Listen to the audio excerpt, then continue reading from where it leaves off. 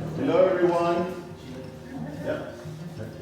Thank you, everyone, for coming today. My name is Ricardo Castillo, and I'm, as the executive director, I'd like to thank, on behalf of the KOAC and Harry and Katie, Patricia for her contributions, and also to express our admiration and appreciation for her work and your new friends, speakers.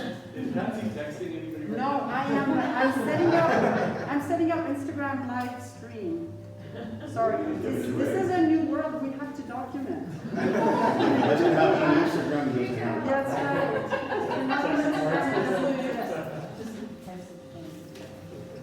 So, in the spirit of reconciliation, we acknowledge that we live, work, and play on the traditional territories of the Blackfoot Confederacy and all people who make their homes in the Treaty 7 region of southern Alberta. So, with that, well, just in case you didn't know, Patricia is one of our pillars here at the center.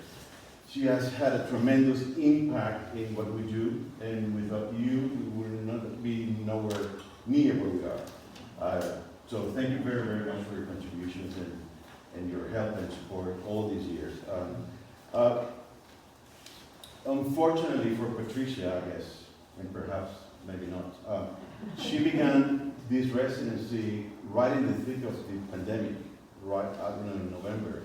When we were in all through December, where we were all locked down on Christmas, New Year's, January, and so we weren't able to interact with her as we would have loved to.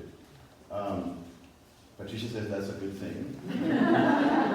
Nobody was interrupting her here. But the first time that I came back, maybe later in January or early February, I noticed these things that were beginning to emerge here. And it was a funny feeling because they were like these innate objects that at the same time were full of life. So it was a very weird feeling, to see the things that were having shapes and forms, and then when you look at them together, they kind of have some sort of movement of their own. And I had the certainty that I was, witnessing some sort of revelation unfolding in real time, right? So now that she's, achieved some degree of conclusion, because I think you would love to keep on building them. It's my takeaway from the experience of seeing her create, introduce.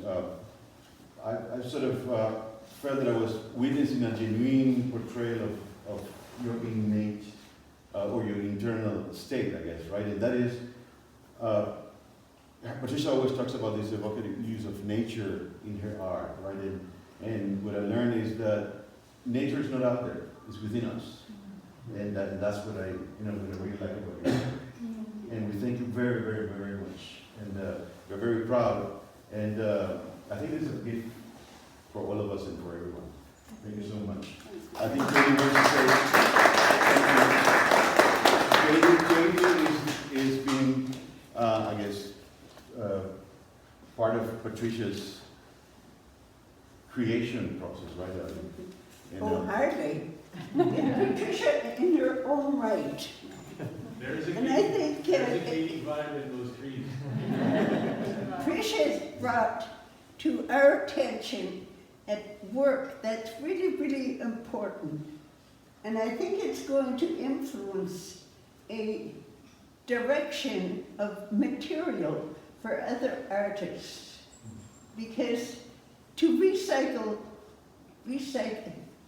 disposable material is so important. And so she's proven this with the sculpture and also with the drawing and the video.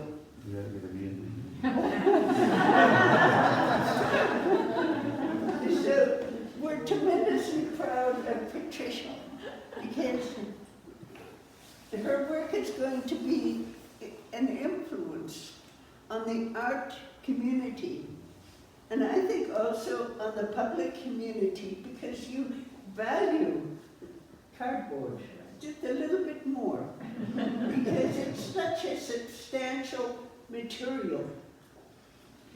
I've never seen it used this way as a bulk form, and building the trees it hasn't been easy because you have to calculate how he would carve and shape each layer of cardboard.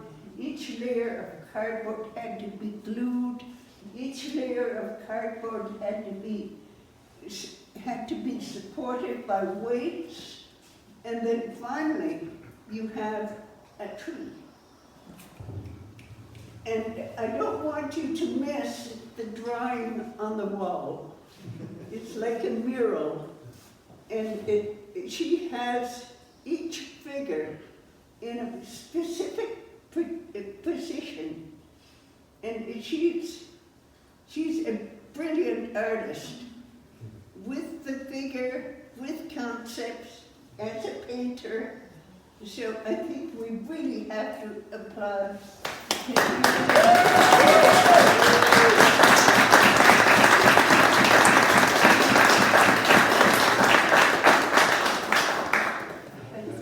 her a hug.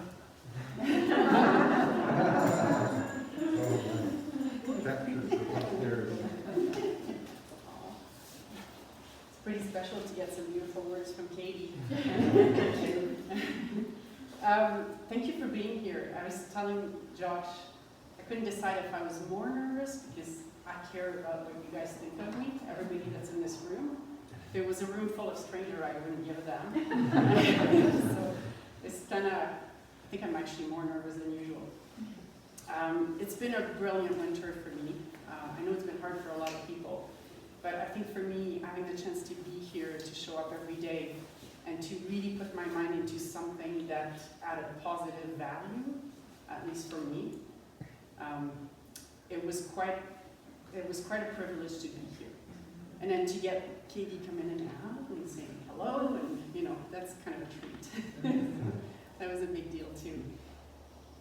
I'd like maybe to talk a little bit about the concept of the project.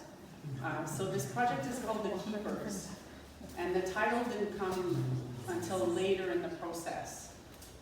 The whole winter I was working on these sculptures, and it was a very time-consuming, peaceful, repetitive process. So I really had a lot of time to reflect on where we're at, what we're doing as a species. And you know, the fact that I'm dealing with trees and recycling. And so in the beginning, my idea was to use the forest as a visual metaphor to talk about the sense of community and individuality. And how do the two meet, and how do they conflict? And I think it worked out pretty well. So I knew I wanted to visually illustrate the forest, but I didn't want to be literal. And I also wanted to just give people a chance to enter that community and to be a part of it. So when you're walking in the sculptures, because the projection ends up on your clothing and on you, you become a part of the art installation. And that was important to me. So I was kind of creating a visual community with a number of individuals. And in the drawing, I really wanted to talk about this idea that each individual in the drawing, they don't touch each other, but they're trapped in the space that is left by their neighbors. So basically, as an individual in a society, we have a role to play, and we're limited. You know, we can be effective within that position in our community. Other than that, we have no value. So that was kind of where I was going with that. And I know people won't read all that when they see the work, but if they can get a little feeling that they're part of something bigger, then I think that's okay. They'll read something else. Yeah, they'll read something else, yes. And I have to say, the thing that made me the happiest through this whole process is when people walked in the studio, like the first time Ricardo saw the trees when he came in, and he couldn't help but hug them. Okay, I got something here. And Katie was saying, I'm turning people into tree huggers. So, do you have any questions? Yes, Rich? Is the cardboard kind of a metaphor for trees coming back to life? Yes, yeah, it's like the full circle. Yeah, because I was using the forest, I was debating with materials, and I felt it had to be something gentle, environmentally wise. Yeah. Oh, and one thing I want to say, just because it's fun, The most expensive part of this project is the glue. We've got $800 worth of glue. The cardboard was free. Yeah. Any more questions? How did you figure out how to get them like to weight properly to stand up? Yeah. It was a trial and error. So 4 of them actually we put metal weight. Katie helped me with that. For sure that's Katie. She set me up. I did well. Yes, she set me up. Yeah, so it's, the bigger one, that was no issue, but the skinny ones, right away we could see that it wasn't going to work. So we just put metal weights on the base that kind of hit them under the base. Yes. What was your inspiration for the shapes that you made? All of them are different. No, I can't help it. It just, everything comes out into curves. So all my work is curvy. Sabine was she's over there. Sabine was the first one to point that out to me years ago. She said, you never have any sharp angles in your work. And I think it's because I really just like the easy flow. I don't want anything to stop the eye from moving. So those curves just showed up in this. Not something I controlled. Any more questions? Do you run the risk of moisture or contamination Absolutely. in your movement? Yeah. Well, they'll move in the van, so they'll be secure. But that's something I debated. Someone told me I should varnish them. I don't know if I want to. No, I really like the texture the way they are right now. No, there's probably some tubing you could get somewhere. They could be individually because transportation for these exhibits, you run into all sorts of things. That's true. Maybe the accessibility to the building stuff isn't what you thought it was. That's All true. of those things come up. Maybe some sign Ends up covering. damaging, you're right. Thank you.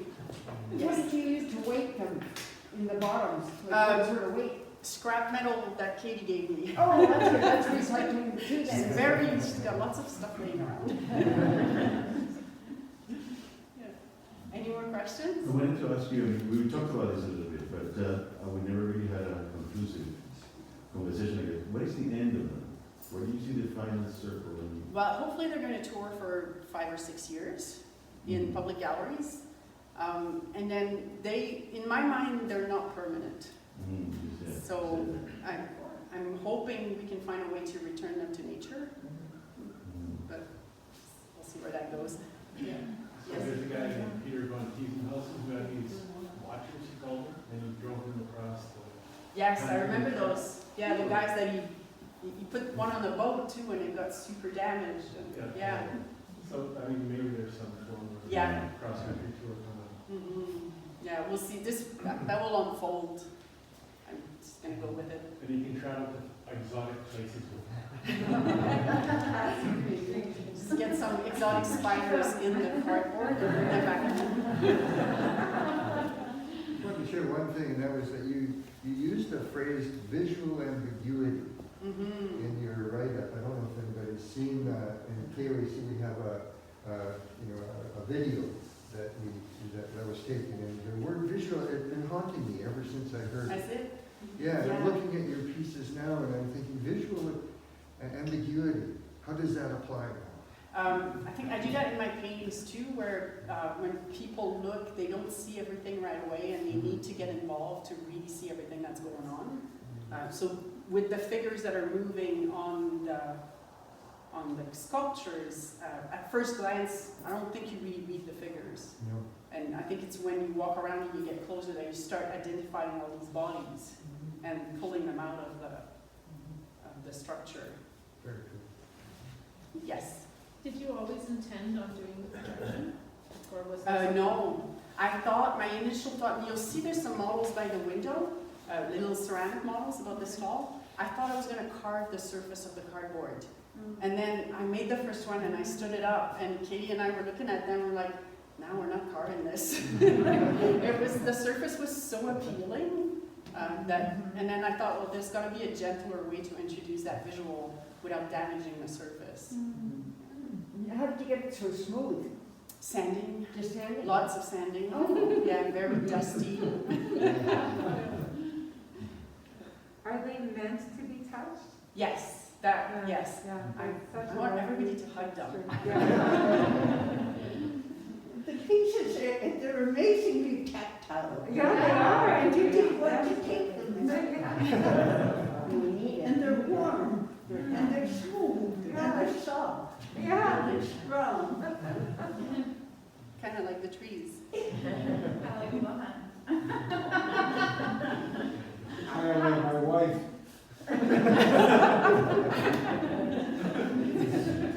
How did David hear and also during COVID?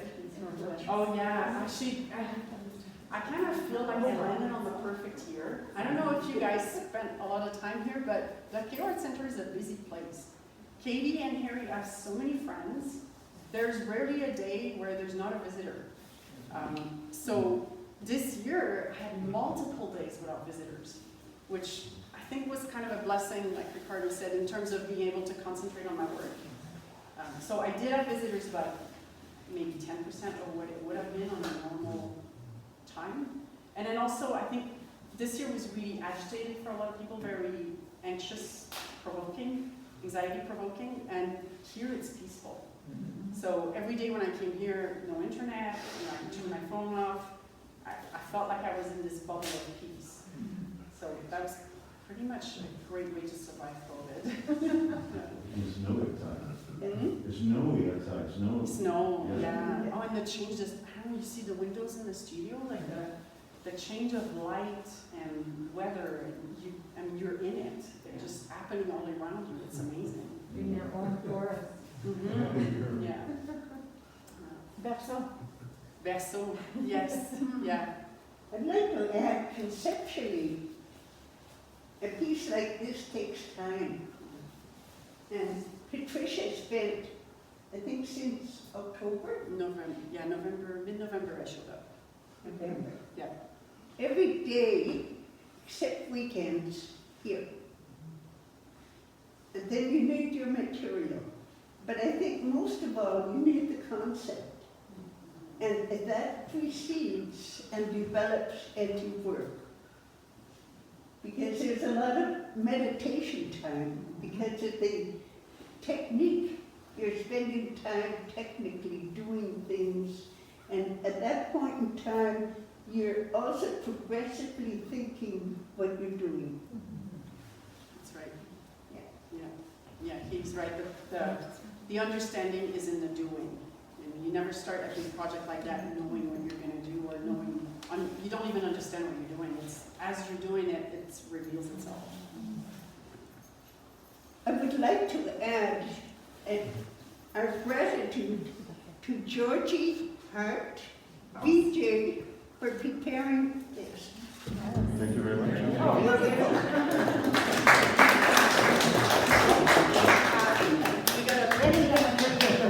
I have to say this, we have a little bit of money from Calgary Arts Development. They paid for my projector, which is great. And The Tequisco Arts Fund is a family fund through Calgary Foundation that gives us money for residencies. Oh, So Patricia is a little bit funded. every bit helps. Yes, everybody helps, absolutely. Offset that. So if you please enjoy Georgia's Can I music. say one more thing? Oh, okay. I just want to thank Ricardo and Katie and Harry for their support, and Heidi. Heidi's been very supportive too. They've welcomed me with open arms. Every time I needed something, they were on it. And it's been fun and easy to work with them. So, pretty We're good. not finished yet. No, we're not.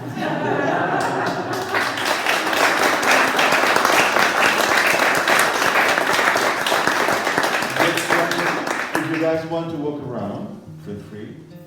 Just know there are some new beehives on that end, so be just mindful of them. But please enjoy. Thank you.